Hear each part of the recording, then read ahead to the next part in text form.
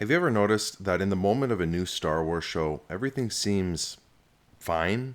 When you're just sitting down and enjoying a new episode of Disney Star Wars that you'd been waiting all week for, and you actually find yourself enjoying it? This might be a weird question, but do you ever feel guilty about that? Like you shouldn't be enjoying it? The looming sense that something is wrong? But whatever, you finish the episode, you go about your day thinking, hey, that one wasn't too bad. Then some time passes, and the worst thing that could possibly happen to Disney Studios happens. You start to think about it. You reflect on what you just watched, playing the moments through your mind and really just thinking about it. It doesn't take long before you start to have some questions or feel some sort of sadness when you realize that this is what Star Wars is now. It's almost a melancholic feeling when you're reminded of the glory from the past versus the fast food that you're being served now. The thing about fast food is that you always enjoy it in the moment, but it doesn't take long before you start to feel the after effects. And so, even more time passes. The show has ended. You reflect on the highs of the show versus the lows and weigh them out, deciding if this show was a bust or not, a practice modern Star Wars fans are all too familiar with. Every time a show comes out, I now try to give myself more and more time to make a review on it, because I know that I need time to digest the content. I really do try to wait as long as I can before putting my thoughts out there. And inevitably, after I release my video, it doesn't take long before I start to second guess my judgments. I usually find that I'm too kind or forgiving of the story and the characters. I really try to go off the feeling that I have during the episode. That's what matters, right? But remember, fast food always feels good in the moment. Then you feel like shit and forget about it. And then, even when I finally think I've cemented my opinion, some heavy-hitting cinema critic like Mahler comes out with the unfiltered truth. They lay it all out in the sunlight and you can clearly see all the cracks and flaws. And it's not like they just shit on it because they hate Disney. It is genuine problems within the writing and presentation of the show. And then in that moment, the emotion that I feel isn't actually sadness or regret, and it's not melancholy either. It's anger. It's anger that another piece of shit masquerading as Star Wars was presented to me as a home-cooked turkey and not just another McChicken. It's the feeling of having another one pulled over on me, like I was fooled again. I'm sure I won't be the first or last person to tell you what Filoni does in his stories. I want to start by describing what I think his best, most redeeming quality is as a creator. He really does love Star Wars. He doesn't attempt to go against George and tries to honor the legacy characters whenever he can. He brings in fan favorites and reminds you of all the things that made you love Star Wars to begin with. But you see, Dave, that's a double-edged sword. The cost of leaning into nostalgia can be more damning than taking a chance on something new. One of two, or both, things can happen. Option 1. You play it safe. You don't want to harm or damage legacy characters too much, so you have them making passive decisions or taking a back seat to whatever's going on in the show. That, or they are just so OP that you never get any real sense that they were ever in any danger to begin with. Enemies just fall into the meat grinder and fans clap their hands, not realizing that they are just being spoon-fed garbage.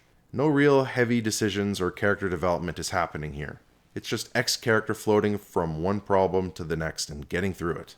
Option 2. Because you spend so much time carefully navigating the minefield, trying to play with your old toys, you lose time developing new characters for fans to become attached to. That, as well as the actual plot, starts to take a hit. The story is usually some loosely constructed, meaningless set of events that you forget about 2 weeks after the show's finished. So when looking at Dave Filoni's shows in retrospect, they aren't terrible, but they aren't good either. They're safe. They're mid. Carefully preserving the universe George created and jingling them like car keys to distract us from the horrors that we have received in the past. Now, I don't hate Dave. It's like what Star Wars Theory has said. He's not the best, but he's the best we got. Dave Filoni has been responsible for a lot of really good and special moments that I will treasure forever. And when he tries, he has actually created some pretty good new characters. He definitely has his moments. I just can't help but feeling, though, that we deserve better. Every time a show ends, I can't help but sighing and thinking I should be grateful that we got anything to begin with. Which is a brutal mindset to have as a fan. I always end up thinking, really? That's the story we got for that character? Oh well. To put it into perspective, I want to go back to that fast food analogy.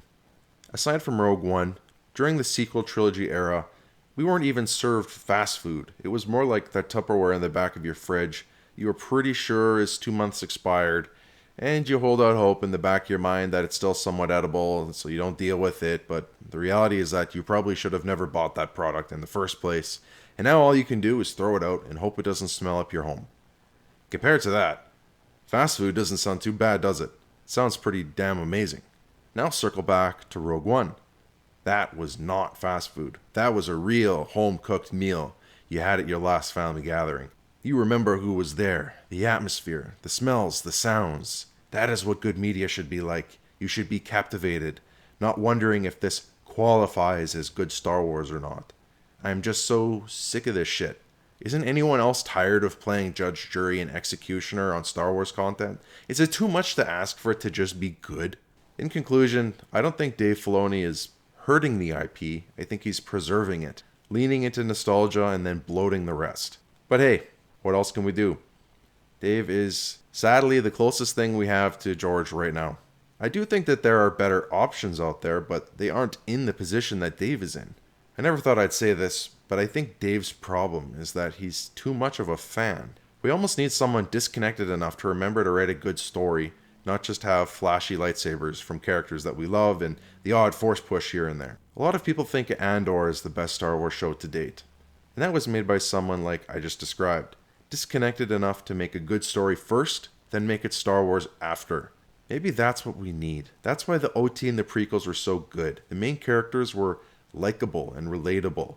You could take all the sci-fi out of it, and all the trials and tribulations would still be interesting in any other format. Interject any characters into those same problems, and it would be interesting. So let me know what you guys think in the comments below, or in the Discord. The link's in the description. Join for new video updates and further discussion. Do you agree? Disagree? What do you think Star Wars needs? I'd love to hear from you. Also, my videos aren't monetized, so consider donating using the link in the description to help support me as a creator. May the Force be with you, and I'll see you again soon for a huge 2023 Star Wars content in review stream coming up. I already said may the Force be with you, so I'm not really sure how to end the video, so it's just going to end here.